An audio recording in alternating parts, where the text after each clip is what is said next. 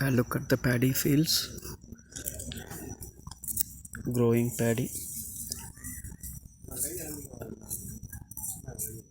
This is the rice we eat.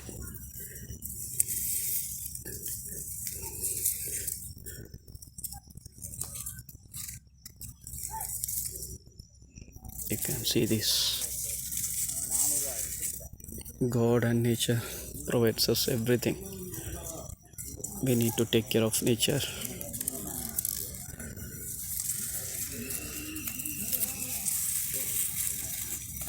We should not waste food or any other natural resources.